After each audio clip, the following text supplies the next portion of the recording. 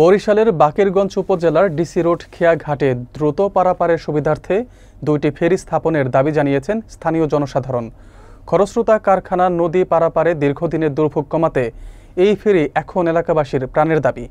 রাজনৈতিক নেতৃবৃন্দ, শিক্ষক ও সমাজসেবীরা বলছেন, ফেরি ব্যবস্থা চালু হলে বরিশাল, বাকেরগঞ্জ ও বাউফলের যোগাযোগ ব্যবস্থায় আসবে যুগান্তকারী পরিবর্তন।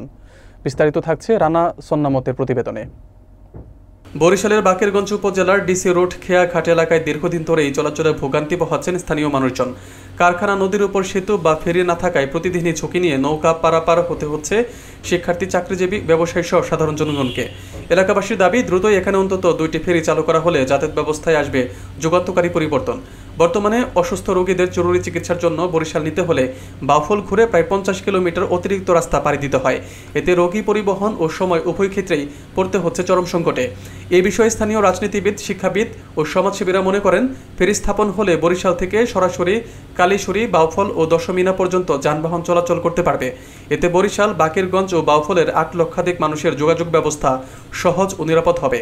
কাকরোধা কলেজের অধ্যক্ষ নূর দারাজ, রোকন উদ্দিন মাদ্রাসার অধ্যক্ষ আবুল বাশার তহা, সমাজসেবক JM আব্দুল লতিফ সহ স্থানীয় বিশিষ্টজনেরা বলেছেন, এই নদীতে ফেরি স্থাপন এখন শুধু দাবি নয়, এটি জনজীবনের প্রয়োজনীয়তা।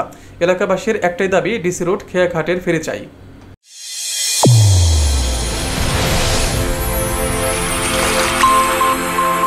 চ্যানেল A1, হৃদয়ের স্পন্দন।